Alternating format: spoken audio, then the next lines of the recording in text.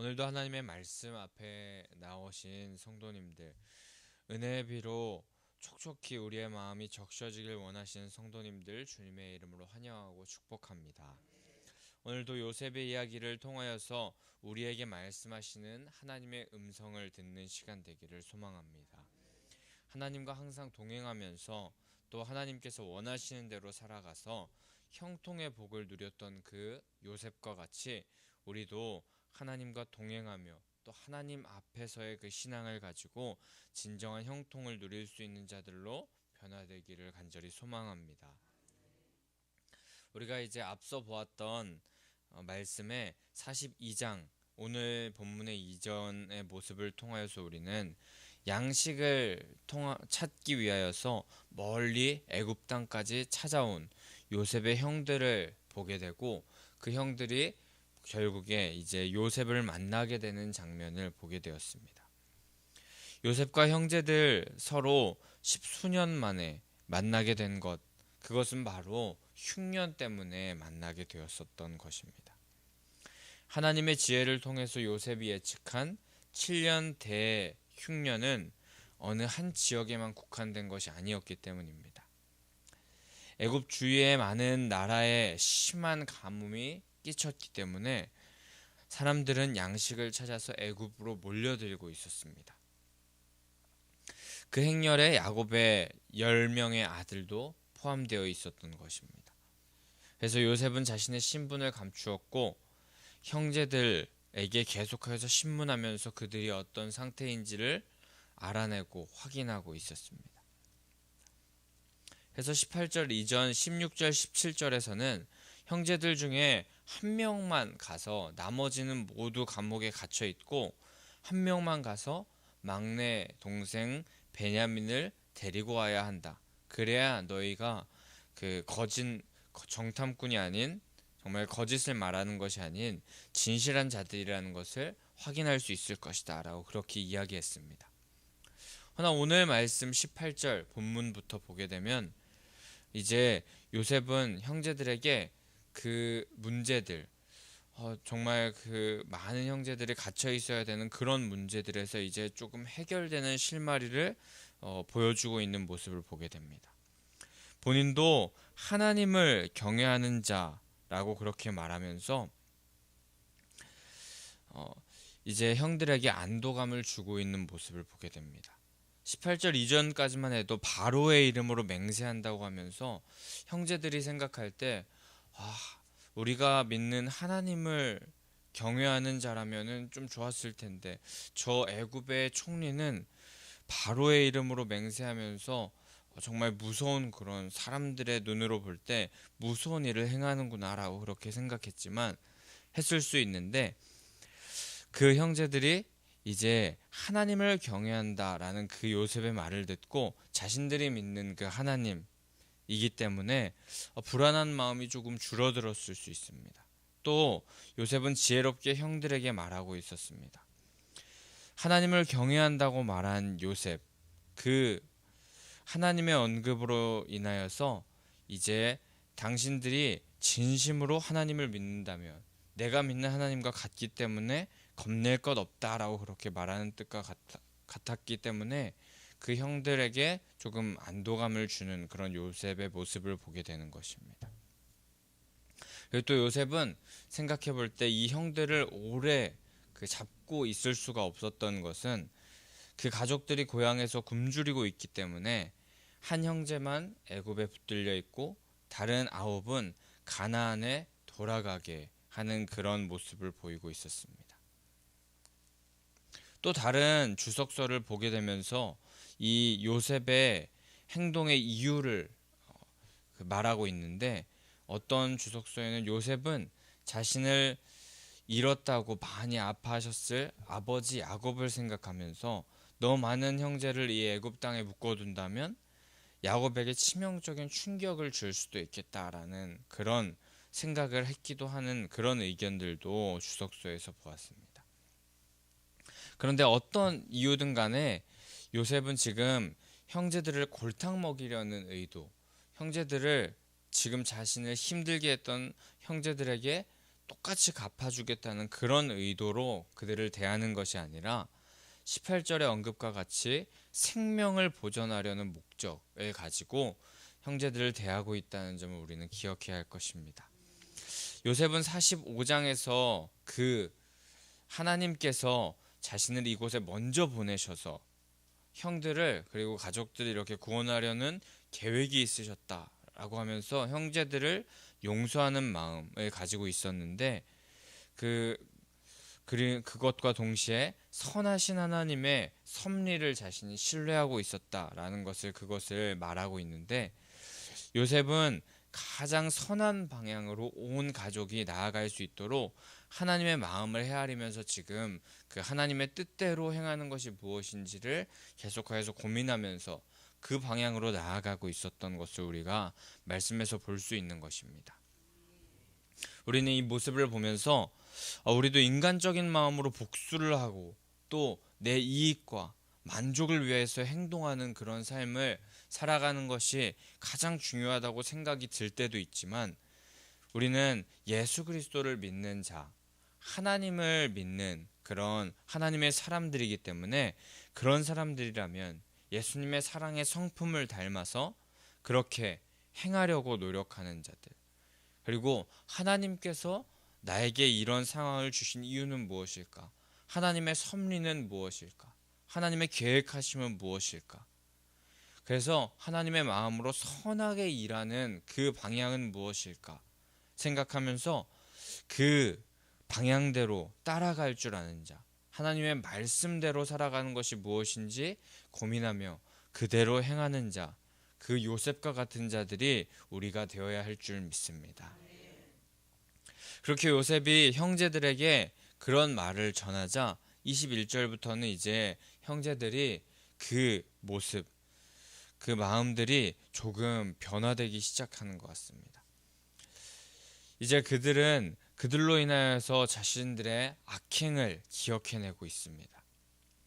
한글 성경에서는 이 말이 포함되지 않았지만 그 원어 성경에서는 21절에 참으로라는 말이 포함되었다고 합니다.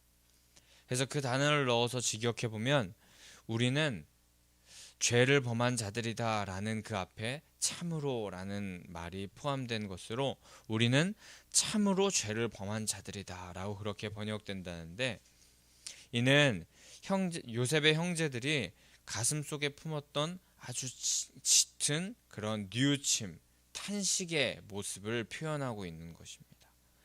또 범죄하였도다 라고 그렇게 번역되는 이 원어 성경의 모습을 보게 되면 요셉의 형제들이 자신의 과거의 그 사악함, 그것 때문에 윤리적으로 차마 자신들이 해서는 안 될 일을 저질렀다라는 것을 뉘우치는 그런 의미를 포함하는 단어가 그 원어적인 의미에 사용되었다고 합니다. 결국 그 죄로 임하는 결과가 엄청난 고통과 시련으로 다가오고 있음을 서로 이야기하는 모습이 바로 오늘 본문에 나타나는 것입니다. 지금 그들은 앞뒤로 어디로도 갈 수 없는 그런 난감하고 어려운 상황에 이르게 되었습니다.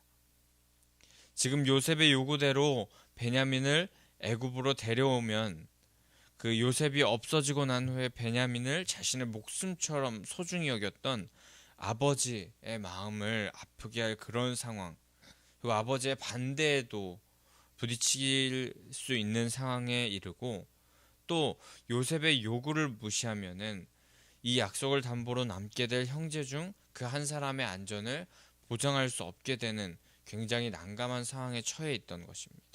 그래서 자신들이 이런 고통에 그 요셉을 팔아넘기는 그런 일을 행함으로 이런 고통에 놓이게 되었구나라는 그런 말을 하게 된 것입니다.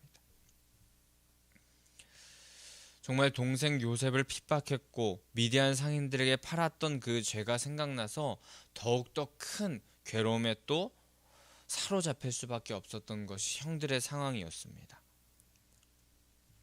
지금 형들은 그런 앞뒤로 어떻게 갈 수도 없는 상황, 또 자신들이 동생을 팔아넘긴 그 파렴치한 일을 행했던 그런 자라는 것을 다시 기억하게 되면서 잊으려고 노력했지만 자꾸 떠오르는 그 기억이 그들의 뇌리 가운데 계속하여서 스치고 있었고, 순간적으로 동생이 미워서 그를 팔아넘겼지만 그들에게도 지금 일말의 양심으로 지금 그들의 마음은 굉장히 어렵고 힘든 상황에 놓여 있게 된 것입니다. 그리고 그 형들의 모습은 지난 수십 년간, 십수년간에 결코 편안한 마음을 가지고 있던 것이 아니라 잊으려고 노력하고 노력했지만 계속해서 조마조마한 마음이 계속해서 튀어 올라오는 그런 마음이었다는 것을, 그러다가 이제 올 것이 왔구나 라는 생각에 사로잡히게 되었다는 것을 우리는 말씀을 통해서 알 수 있게 되는 것입니다. 그런데 이 모습, 형제들의 이 모습을 보면서 우리는 죄의 속성을 다시 한번 생각해 볼 수 있습니다.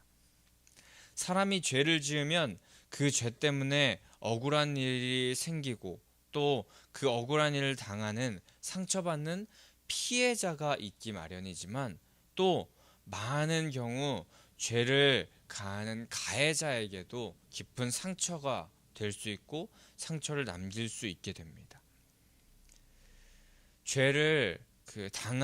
죄로 인하여서 피해를 당한 피해자도 굉장히 아픈 그런 마음을 가질 수 있지만, 그 죄를 범한 그 사람도 죄를 잊으려고 노력하고 자기가 지은 죄에 대해서 계속해서 죄책감을 갖지 않으려고 계속해서 잊으려고 노력하지만, 그 죄책감 또 자기가 지은 죄로 말미암아서 자신을 계속해서 괴롭히게 됩니다. 근데 이 모습은 하나님과의 관계에서도 동일하게 나타나는데, 죄악의 문제가 하나님과의 관계에서도 굉장히 좋지 않은 영향을 미칩니다. 죄는 자꾸 죄책감을 형성시키고 하나님 앞에 나아가지 못하게 만듭니다. 허나 우리는 알고 있는 것, 바로 예수님께서 죄의 권세를 모두 깨뜨리시고 승리하신 분이라는 것을 알고 있습니다. 죄를 미워하고 죄와 동떨어진 삶을 우리가 살아야겠으나, 우리는 우리의 힘으로 자꾸 넘어지고 유혹에 빠지고 죄를 지을 수밖에 없는 존재들입니다. 그렇게 우리는 이 죄의 본성을 기억하고 죄를 행하는 우리들의 마음 가운데 계속하여서 죄책감과 어려운 마음이 드는 그 모습이 자연스러운 것임을 우리는 기억하면서, 그런 상황 가운데서 우리가 자유할 수 있는 비결, 그것은 죄악된 본성을 우리가 인정하고, 그렇지만 완전하신 하나님이 우리의 하나님이라는 것을 우리가 더욱더 의지하며 그 하나님께 매달리고 의뢰하는 것, 그것이 우리가 해야 할 일인 줄 믿습니다. 정죄함, 죄책감 없이 주님 앞에 나아갈 수 있는 것, 그것은 주님의 사랑 안에 거하는 그 일인 줄 믿습니다. 그렇게 어려움과 힘든 그런 상황에 놓인 그 형들, 그 모습 이후에 등장하는 22절에 이제 르우벤은 계속하여서 그 형제들에게 말하기를, 자신이 죄를 짓지 말라고 하였다 라고 하면서 뭔가 내가 너희들 하지 말라고 했었지, 약간 이런 말로 말하는 듯한 소리를 합니다. 근데 아무리 창세기 앞장의 모습을 되짚어봐도 르우벤은 오늘 이 22절의 말씀과 같이 내가 너희에게 그 아이에 대하여서 죄를 짓지 말라고 하지 아니하였더냐라고 하는 그런 말을 행한 적은 없었던 것을 우리가 찾아보기 힘든 모습을 그 말에서 보게 됩니다. 분명히 르우벤이 요셉을 위하여서 그 요셉의 위해를 가하려는 그 형제들에게 그 행동을 제지한 것이 사실이기는 하다만, 창세기 37장 21절에서는 우리가 그의 생명을 해치지는 말자라는 그런 말이 등장하고, 37장 22절에서는 피를 흘리지는 말자라는 그런 말이 나옵니다. 결국에 이 두 번의 말, 르우벤의 말을 종합해보면 요셉을 구덩이에 던져 넣는 것은 허용한 것이었고 단지 요셉을 죽이는 일만을 맡고 있었던 것임을 알 수 있습니다. 즉 그는 형제들이 요셉에 대해서 가졌던 증오심 자체를 없애거나 요셉에게 해를 가하려는 행동에 대해서 단호하게 말리지는 못했던 그 모습을 르우벤이 취하고 있었기에 르우벤이 오늘 이 22절에서 내가 너희에게 그 아이에 대해서 죄를 짓지 말라고 하지 아니하였더냐라는 그 말은 반은 맞고 반은 틀린 말인 것입니다. 르우벤은 동생들에게 죄 자체를 만류하였다는 그 느낌을 주는 이 본문의 말을 할 자격이 그래서 완전히 있지는 않은 것입니다. 만약 그때 르우벤이 동생들이 요셉을 죽이려고 하는 생각 자체를 더 적극적으로 만류하고 또 요셉에 대한 다른 어떤 제재를 가하는 것이 정말 이것이 시기심이었고 또 잘못된 그런 죄악의 모습이라는 것을 그 형제들에게 말하면서 엄히 훈계하였다면 과거 요셉이 당했던 고난은 물론 지금 그들이 당하는 고난 또한 없었을 것입니다. 따라서 르우벤도 이 일에 대해서 결코 자신이 이런 말을 형제들에게 할 정도의 그런 사람이 아니었고 결코 자신이 이런 말을 했다고 말하면서 이 고난에서 회피할 수 있는 자가 아니었습니다. 책임을 면할 수 있는 자가 아니었습니다. 적극적으로 말리거나 꾸짖지 못했던 죄를 뉘우치지 않았던 그 르우벤. 동생들의 그리고 잘못만을 지적했던 그런 모습을 보이는 르우벤. 자기 위주의 말만을 내뱉어내는 그런 르우벤의 모습을 오늘 22절에서 보게 되는 것입니다. 제가 보기에는 자꾸 약간 자기만 쏙 빠져나가려는 모습을 보이는 것 같았습니다. 인정할 것은 하지만 인정하고 빠르게 돌이키는 것이 오히려 편한 것임을 우리가 기억하기 원합니다.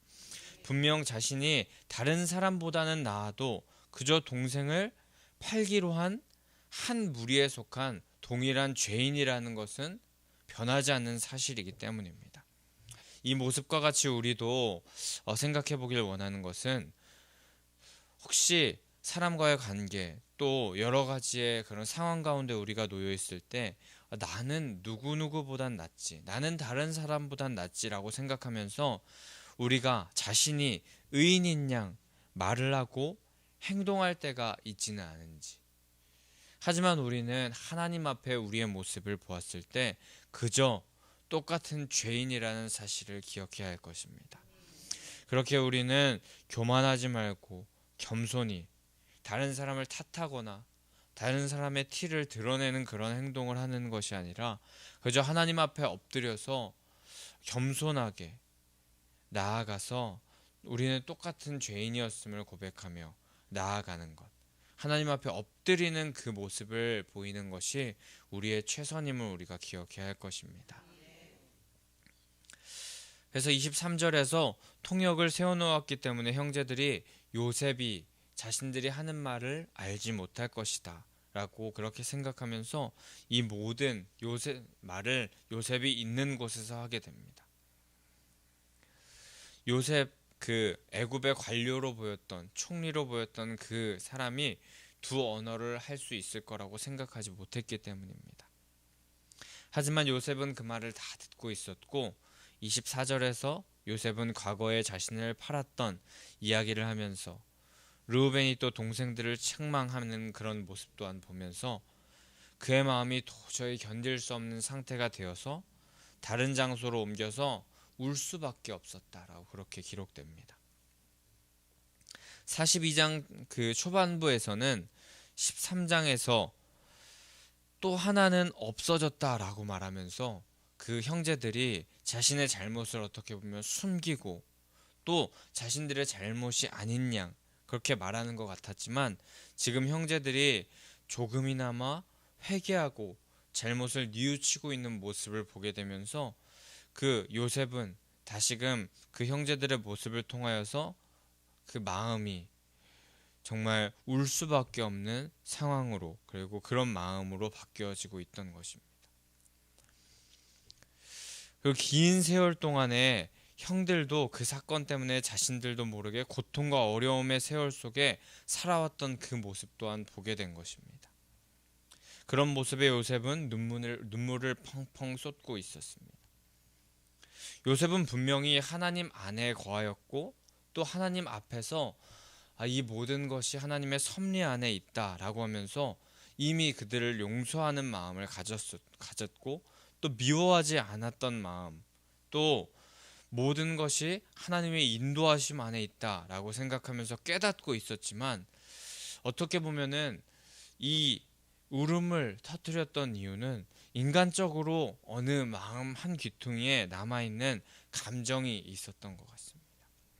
하지만 오늘 하나님께서는 그 아주 작은 인간적인 감정마저도, 남아있는 모든 아픔과 슬픔의 감정마저도 치유시켜 주시고 씻어 주시길 원하셔서 이 모든 일을 하나님께서 또 행하고 계셨던 것입니다.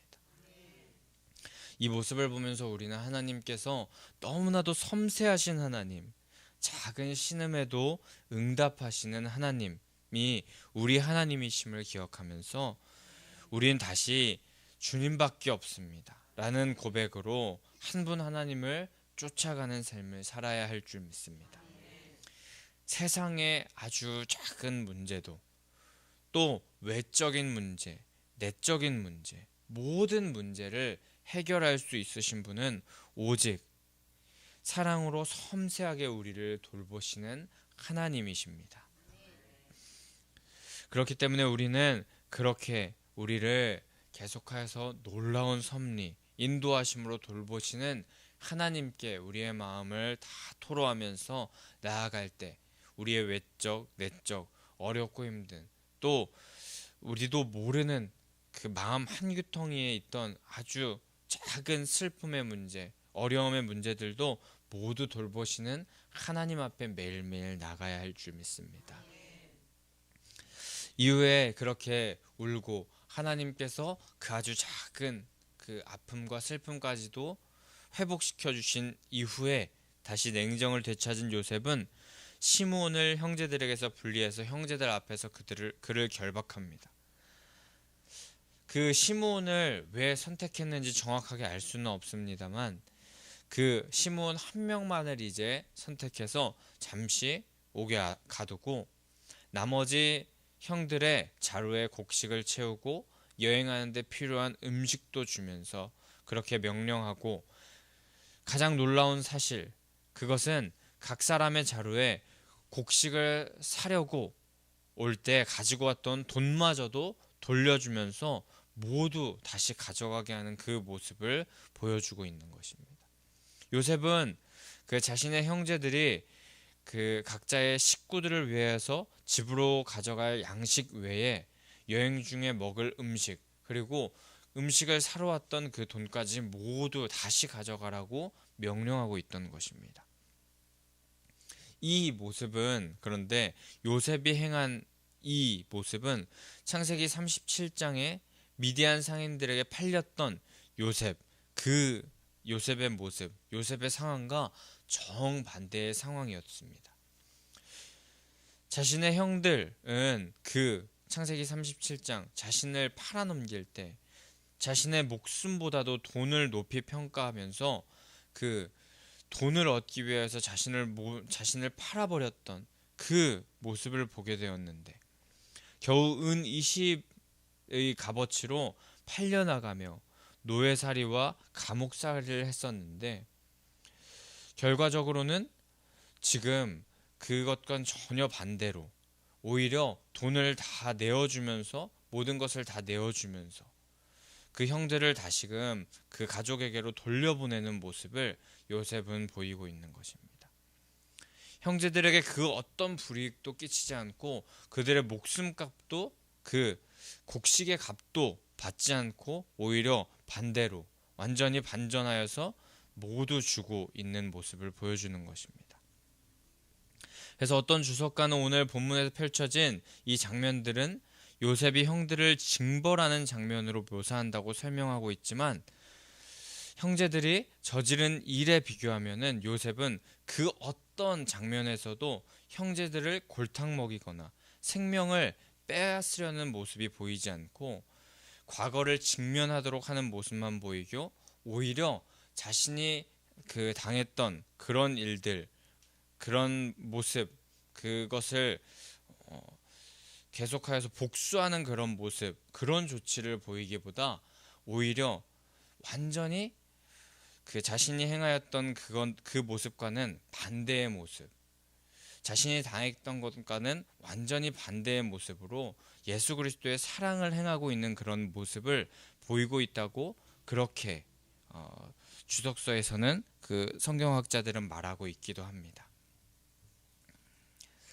그래서 오늘 본문은 보기에는 참 쉬워 보이고 또 요셉이 이렇게 행하는 사람이었구나, 정말 멋진 사람이다라고 그렇게 볼 수는 있지만 우리가 이 상황에 놓였을 때 이렇게 행하기는 참 어려운 용서와 사랑에 대한 깊은 이야기의 모습을 보여주고 있는 것입니다. 자신을 죽이려고 했던 은 20에 자신을 팔았던 그 형제들을 용서해 나가는 요셉의 모습과 함께 또 지난날의 과오와 죄를 고백하면서 아파하던 그 요셉의 형제들의 모습까지도 묘사하고 있습니다. 우리는 이 모습을 통해서 우리가 어떻게 살아가야 할지를 진지하게 좀 질문할 수 있게 하는 것 같습니다. 그런데 오늘 이렇게 요셉의 모습이 반전될 수 있었던 것, 또 형제들의 모습이 이렇게 변화될 수 있었던 것, 그 모습이 시작되는 그 18절에 가장 처음에 등장하는 말을 우리가 보게 되면은 사흘 만에라는 그런 말이 등장합니다. 사흘 후에 요셉이 형제를 전부 가두지 않고 한 명만 남기며 본문의 일을 행하였고 또 형제들도 그로 말미암아서 우리가 범죄하였도다라고 하면서 다시금 자신의 죄악을 돌이켜보면서 회개하는 모습을 보게 됩니다. 근데 이 성경에서 사흘이라는 그런 표현을 우리가 보게 된다면 우리는 가장 먼저 이 생각을 할 수 있는데 바로 예수님께서 십자가에서 죽으시고 사흘 만에 부활하신 것을 떠올릴 수 있습니다. 예수님께서는 십자가에서 우리의 죄를 담당하고 죽으셨지만 죽음의 권세에서 사흘 만에 이기시고 부활하셨습니다. 그 예수님을 믿는 그런 사람들, 우리들이라면 우리도 사흘 만에 죽음 가운데서 부활하신 주님의 능력으로 세상을 이길 수 있음을 우리가 기억해야 할 것입니다. 상식을 이길 수 있는 자가 될 것이고 용서치 못할 사람을 용서할 수 있을 것이며 또 은혜 베풀기 어려운 이들에게 은혜를 베푸는 일이 바로 우리도 그 사흘의 그 역사로 말미암아서 일어날 수 있게 될 것입니다. 우리가 오늘 살아가는 이 사회에 많은 문제들이 있습니다. 뻔뻔함과 악의적인 행동이 넘쳐나고 우리 앞에 다가오는 문제들은 너무나도 우리의 삶 가운데 너무나도 커 보이는 문제들이 너무나도 많습니다. 이 예배의 자리 가운데 나간 후에 밖으로 세상으로 나아갔을 때 또 우리 가운데 다가올 문제들이 너무나도 많은 것 같습니다. 하지만 우리 오늘 이 말씀 18절의 시작의 부분에 사흘을 우리가 항상 기억하기 원합니다. 죽음이 이기시고 부활하신 예수 그리스도를 우리가 기억하기 원합니다. 예수 그리스도 의지하여서 살아간다면 우리에게 넘지 못할 산은 없을 것입니다. 또 이기지 못할 적은 없을 줄 믿습니다. 부활하신 주님과 함께 동행함으로 말미암아 요셉과 같이 용서하고 사랑하며 형통을 누리기를 원하시는 성도님들 계시다면 우리 이 사흘을 기억하며 예수 그리스도의 죽음을 이기신 부활의 능력을 우리가 기억하면서 살아가는 자 되기를 소망합니다. 죽음 이기시고 부활하신 예수님의 능력이 오늘도 우리를 승리케 할 줄 믿습니다. 또 세상이 줄 수 없는 기쁨으로 우리를 인도하실 줄 믿습니다. 우리 그것을 기억하며 반전의 하나님의 역사가 우리 가운데도 있음을, 부활하신 그 하나님의 능력이 오늘도 우리와 함께함을 기억하면서 우리 기쁘고 즐거운 인생을 살 수 있는 비결을 손에 넣으신 성도님들 다 되시기를 간절히 소망하고 축복합니다. 우리 그럼 이 시간에 함께 그 예수 그리스도의 사흘의 부활의 역사를 우리가 기억하면서 95장 찬송하신 후에 기도하며 나아가도록 하겠습니다.